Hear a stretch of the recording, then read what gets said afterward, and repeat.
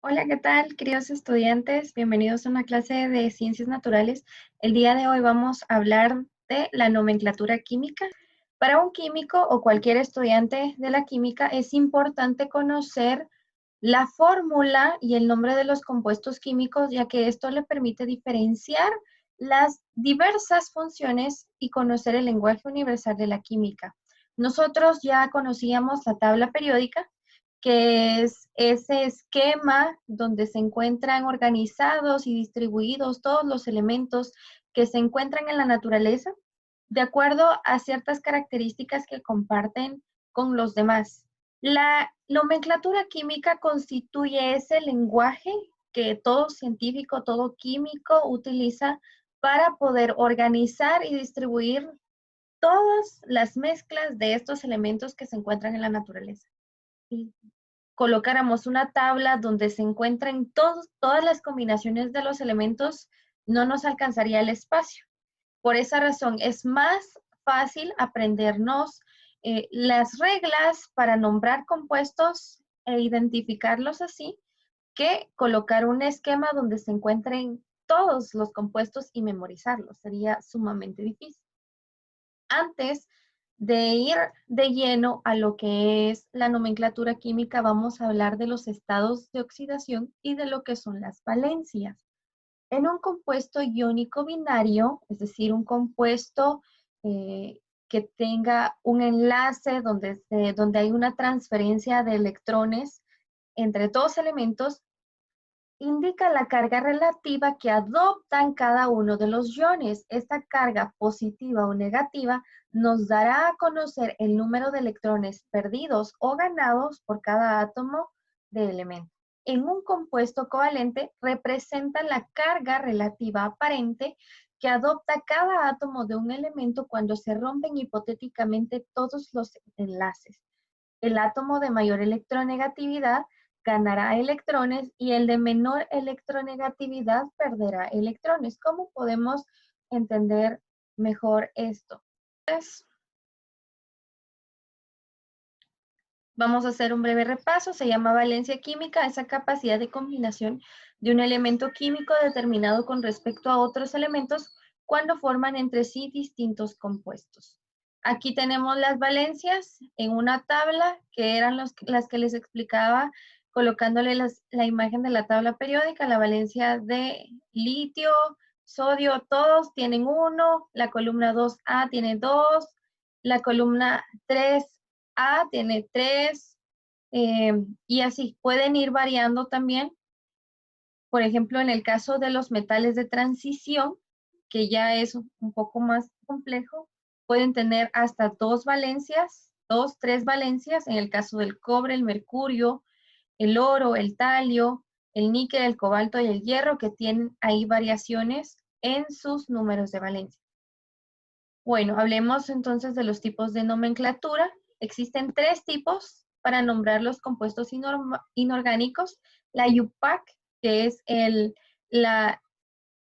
punto de referencia que nos marca la forma correcta de nombrar los compuestos, utiliza los prefijos mono, di, tri, tetra y penta, hexa, octa, que son los prefijos que van a indicar cuántos átomos están presentes en una molécula. Por ejemplo, mono indica 1, di o bi indica 2, tri indica 3, tetra 4, penta 5, hexa 6, hepta 7, octa 8 y luego nona 9, deca 10.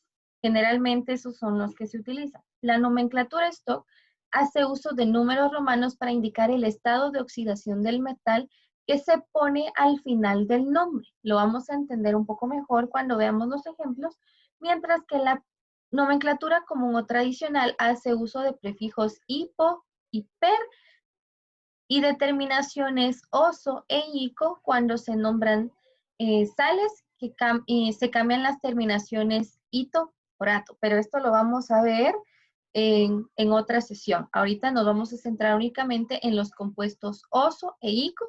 Oso cuando utiliza la valencia menor e ico cuando utiliza la valencia mayor.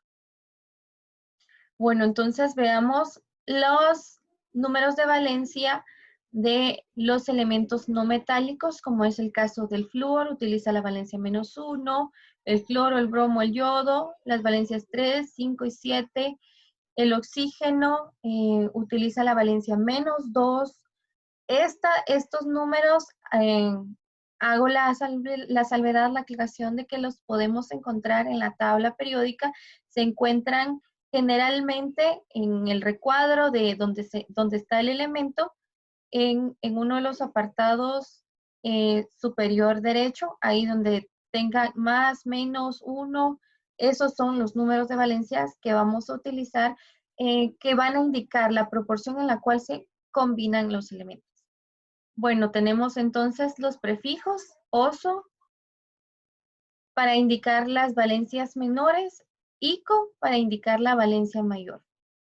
La nomenclatura de los iones. Cuando un átomo pierde electrones, los electrones de sus orbitales más externos, también llamados electrones de valencia, adquieren una carga positiva. Por ejemplo, en el caso de esta molécula que ha perdido un electrón, entonces se le llama ion amonio. Ya no es eh, el amoníaco como tal. Aquí, el fosfato ha perdido un electrón y por lo tanto se convierte en un ion fosfonio y así. El hidrógeno, cuando está equilibrado, es un átomo de hidrógeno, mientras que cuando ha perdido un electrón se le llama ion hidrógeno y así sucesivamente. Veamos de una vez un ejemplo de lo que sería la nomenclatura en stock. En el caso del cobre, cuando ha perdido un electrón, le podríamos llamar ion cúprico o también ion de cobre, o también le podemos llamar ion cobre 1, que es el número de valencia que está utilizando en esta combinación.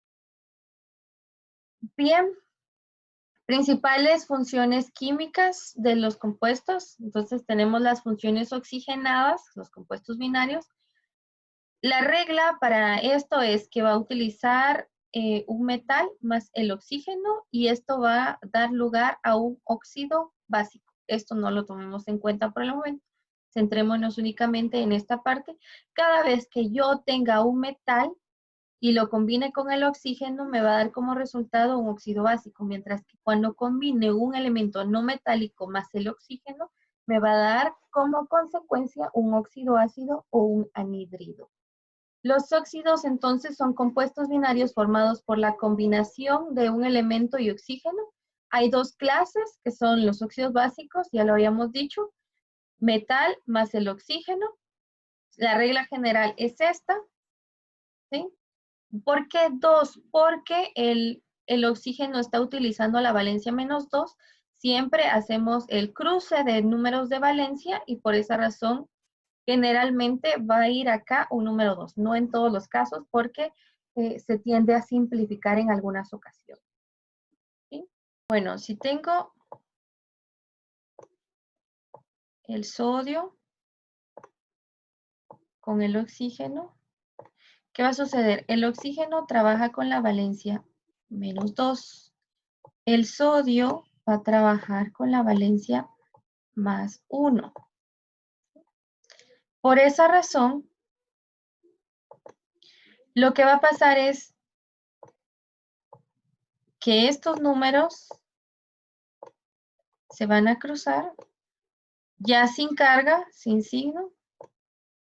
Y aquí el 1 lo podemos omitir, de manera que el elemento o el compuesto, perdón, que hemos formado es Na2O.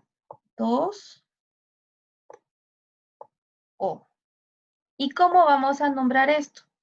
Bueno, en la nomenclatura sistemática vamos a nombrarlo de acuerdo a la cantidad de moléculas o de átomos presentes en la molécula. Entonces, lo vamos a llamar dimonóxido.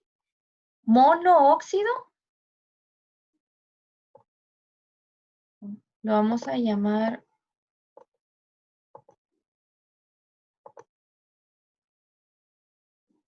monóxido de disodio.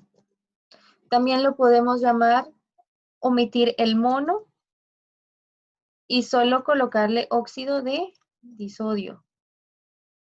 O puede ser bisodio. ¿Sí?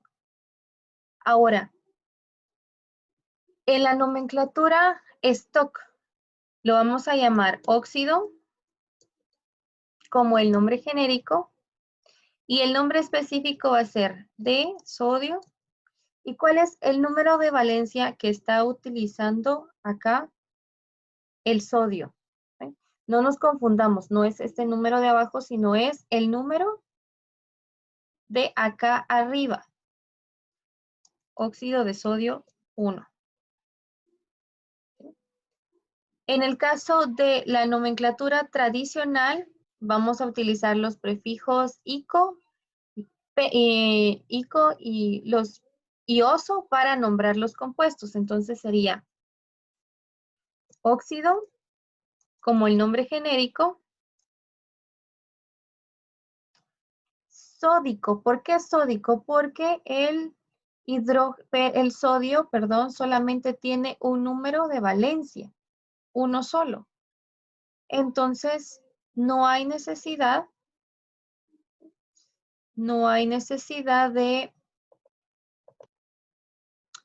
pues, de colocar,